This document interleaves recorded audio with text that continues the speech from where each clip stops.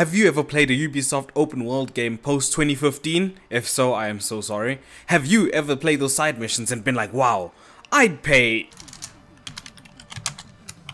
$60 for the side quests alone? No?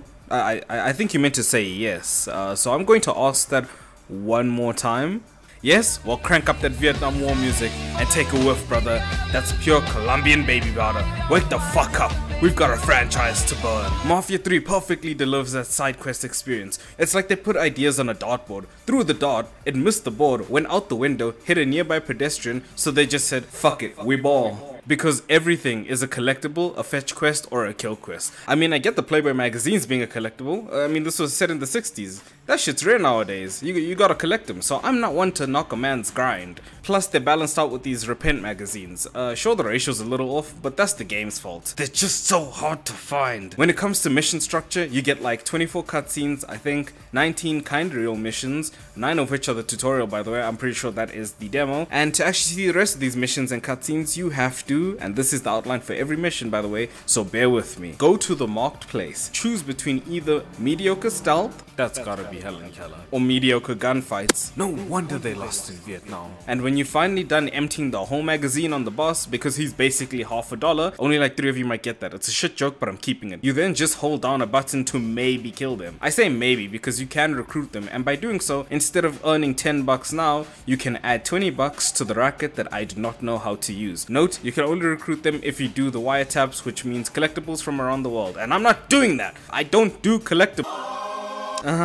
Well, you see, those are different. It's just that, like, they're like things that I just happen to stumble upon. Much like this 12 gauge. While we're here, I'd like to talk to you about that like button. Oh shit, Rudy! Are you okay? Now we gotta get you to a hospital, man. Okay, look, now's not the time to play the blame game. Now this brings us perfectly to our next point. That's a lie, but I don't know how to do the segue. The world is amazing. The buildings really make me feel like I'm black in New Orleans. A lot of you don't know this, but I was never actually in New Orleans. The closest I got was this game and that one NCIS series with that dude from Tokyo Drift. But to someone who's done a simple Google search, they're basically indistinguishable. They portray the racism almost as accurately as Call of Duty's multiplayer. But there is an issue, a major issue. Color.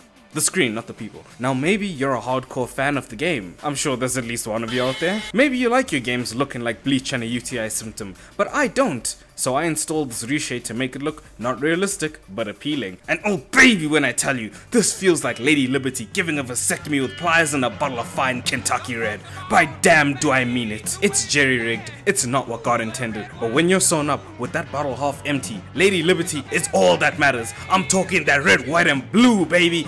Kentucky Red, Colombian White and Breaking Bad Blue. And you complain, oh Biz, half the gameplay is questioning if you actually have early stages of cataracts. But listen here, buddy oh pal, oh buddy oh pal. These are the official screenshots of the game. We all got catfished. I'm just brave enough to put the makeup back on that hog and ride it all the way into the sunset, baby. Yeehaw! Now, given all of this, why do I have 25 hours in the game? Well, because 5 of those hours was getting my DualSense controller to work with the game and making my reshade. But what about the other 20? Well, it's actually a good game with a decent story. It's bogged down by repetitive nonsense, but it has a certain charm. Like a neurodivergent hooker or the Special Olympics. Now would I cover the main game as a story? Fuck no! But I got the definitive edition, so I got that DLC, and I gotta say, we eatin' with these ones because they were cooking. I'm talking jungle hunting, blood culting, and whatever else the DLC is. I didn't finish any except the jungle one. I didn't even want to finish the cult one because I'd feel I'd lose interest in the actual game. So I have to portion it out like a coke addict on a budget. So while I probably won't do the main game story, I might actually do the DLC. 6 out of 10.